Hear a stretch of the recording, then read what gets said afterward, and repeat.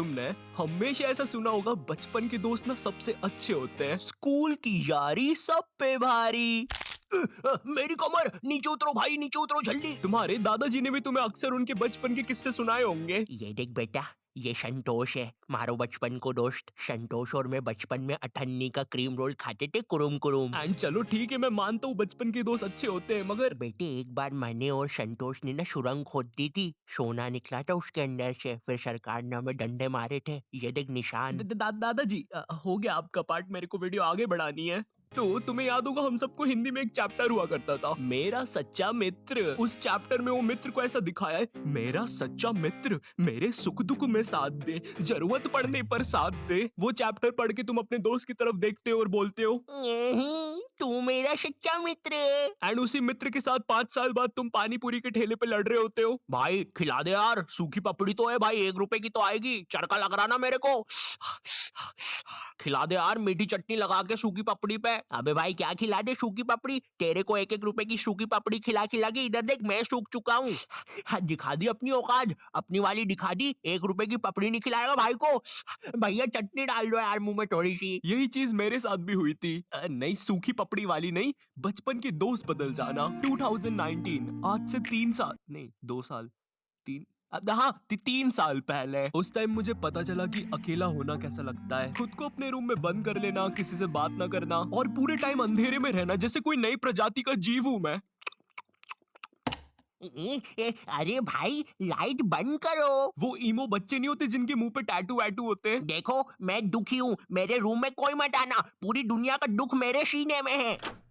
वैसे क्या आज मुझे 20 रुपए मिल सकते हैं? मुझे समोसा खाना है। तो अब तुम लोग के दिमाग में एक बात आ रही होगी कि ऐसा क्या हो गया था तेरे साथ, तो मैं सब बताऊंगा, बट पहले तुम ये सुनो। तो जब मैं इस वीडियो का स्क्रिप्ट लिख रहा था, ये बहुत ज्यादा सीरियस होते जा रही थी, काफी ज्यादा दुख, दर्द, पीड़ा, और मैं नहीं चाहता था तुम लोग कमेंट सेक्शन में मेरे लिए आंसू बहाओ।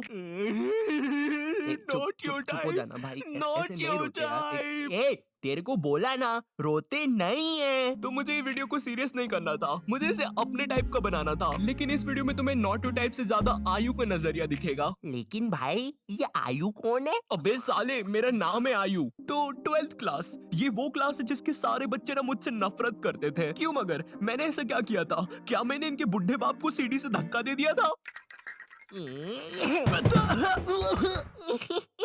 नहीं, ये सब होता था मेरे कुछ बचपन के दोस्तों की वजह से। अब उनके रियल नाम बहुत ही ज्यादा गवारे, इसलिए हम उन्हें नए नाम देंगे। तो मिलो एंडी से। मुझे नफरत है इस बंदे से, अगर मैं टाइम में पीछे जा सकता तो मैं इसके साथ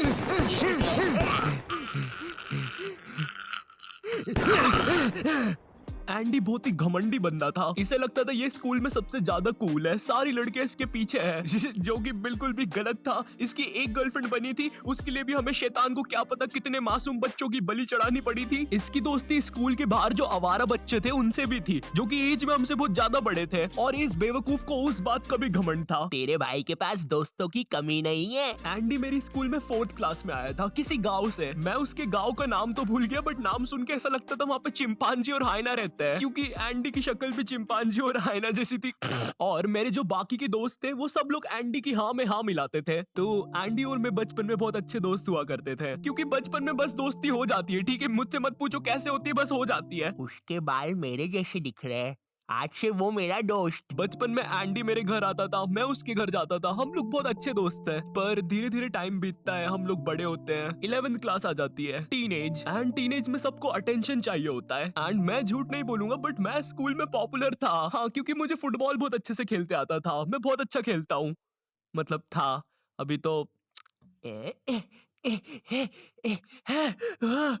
अब मुझे तो स्कूल में अटेंशन मिल जाता था, मगर एंडी को नहीं मिलता था, एंड उसे इस बात से बहुत ज्यादा जलन होती थी। तो वो मुझसे बहुत बेकार तरीके से रहने लग गया था, मुझसे बात नहीं करता था। मुझे समझ नहीं आता था ये मेरे साथ ऐसा क्यों कर रहा है। उसकी जलन इतनी ज्यादा बढ़ गई थी, उसने मेरे बाकी दोस्तों को भी भड़का दिया था कि कोई मुझसे बात ना करे। वो चाहता था कि मैं भी उसकी हाँ में हाँ मिलाऊं बाकी बच्चों जैसे। हमारी बहुत ज्यादा लड़ाई होती थी इस बात पे, और एक पॉइंट पर उसकी जलन इतनी ज्यादा बढ़ गई थी, उसने पूरी क्लास को भड़का दिया था मेरे नाम से।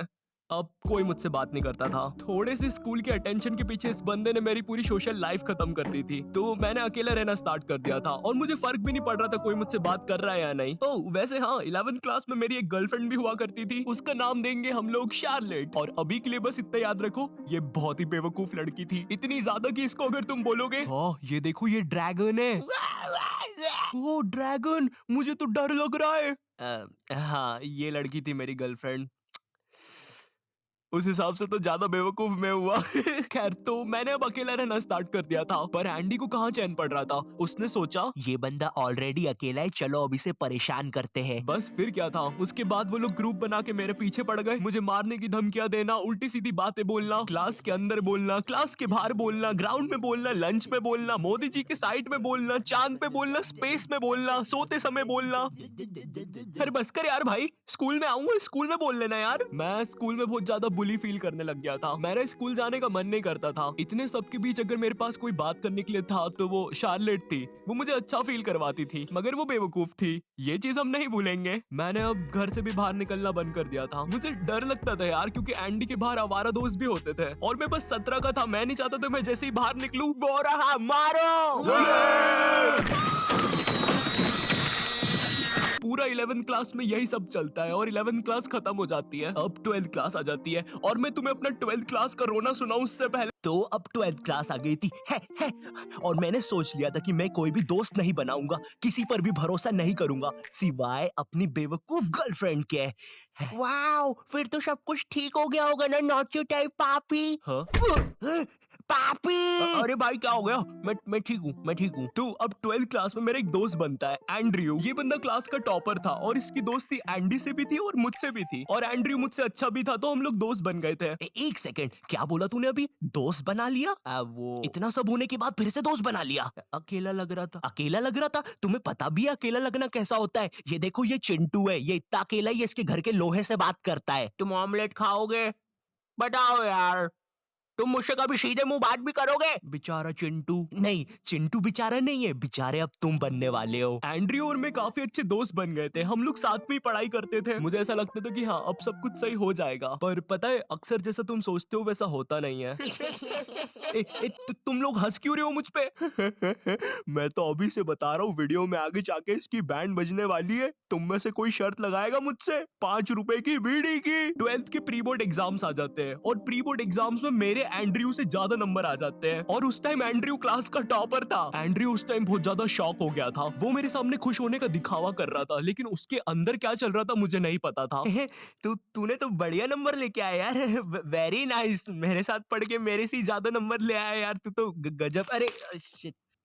अरे ये तो कुछ नहीं यार, ये मेरी दादी के लिए है, वो क्या है ना, उनसे जायदाद लेनी है थोड़ी सी, तो चल अभी मैं चलता हूँ, है ना भाई। अरे अरे मुझे भी ले चलता है यार, मैं दादी के हाथ पकड़ लेता। चलो कोई नहीं। एंड्रयू सीधा जाता है एंडी और उसकी गैंग के पास और उन्हें जाके भड़काता है मेरे नाम से कि मैं उनके बारे में हर कुछ बोल रहा हूँ। अब वापस से सारी चीजें स्टार्ट हो जाती है, पर मैं पहले इतना बुली हो चुका था, मुझे अब कुछ फील नहीं हो रहा था। हाँ तो इतना दुखी होके क्यों बोल रहा है मुझे कुछ फील नहीं हो रहा था? ये देख, ये हिमेश को भी कुछ भी फील नहीं होता है। मैंने आज 2 शून्य करने के इंजेक्शंस लगाए खुद को, एक इधर और एक इधर। एंड्रयू को पता है क्या डर था कि मैं उससे बोर्ड एग्जाम्स में ज्यादा स्कोर ना कर दूं, और इसीलिए उसने मुझे डिस्ट्रैक्ट करने के लिए अपना मास्टर मूव खेला। तो मेरे बायोलॉजी का एग्जाम था और मुझे उस दिन एक कॉल आता है, वो कॉल शार्लेट का होता है, और मैं जैसे ही कॉल उठाता हूँ वो बोलती है मुझे एंड्रयू ने तुम्हारे बारे में कुछ बातें बताई है और अब हम साथ में नहीं रह सकते। दुख दर्द पीड़ा। वो चीज सुन के मेरा दिमाग पूरा ब्लैंक हो गया था। मैंने उसका फोन काटा और पढ़ने लग गया। हाँ मुझे पता है तुम्हारे दिमाग में बात आ रही होगी। भाई तूने तेरी बंदी को समझाया क्यों नहीं? वो गलत सोच रही है, एंड्रयू ने उसको भड़काया है, तू ऐसा कैसे होने दे सकता है? तू तो बहुत खतरनाक है। हाँ, मुझ में शक्ति नहीं बची थी। मेरे बोर्ड एग्जाम चल रहे थे, मैं जब भी बाहर जाता था मैं बुली होता था, और अब जिस पे मैंने 2 साल तक ट्रस्ट किया था, जिसकी मुझे सबसे ज्यादा जरूरत थी, उसने भी मुझे छोड़ दिया था। क्यों? क्योंकि उसे एक रैंडम बंदे ने भड़का दिया था। वाओ! और इसीलिए मैं उसे पूरी वीडियो में बेवकूफ बोल रहा था, क्योंकि उसमें दिमाग तो था ही नहीं कतई। जैसे तैसे मेरे बोर्ड एग्जाम्स खत्म हो जाते हैं, उसके बाद मैं 24 घंटे अपने रूम में रहता था। 1 साल तक घर से बाहर नहीं निकला। फिर ना कभी मेरी शार्लेट से बात हुई ना किसी से। मुझे लोगों से नफरत हो गई थी, मैं किसी पर भी ट्रस्ट नहीं कर पाता था। लोग कहते हैं स्कूल के दोस्त हमेशा याद आते हैं। मुझे उस टाइम समझ में आ रहा था क्यों याद आते हैं। हाँ मुझे पता है लास्ट पार्ट थोड़ा ज्यादा सीरियस हो गया। सालो अब क्या मैं मेरी सैड चीजों पर भी जोक बना दूं?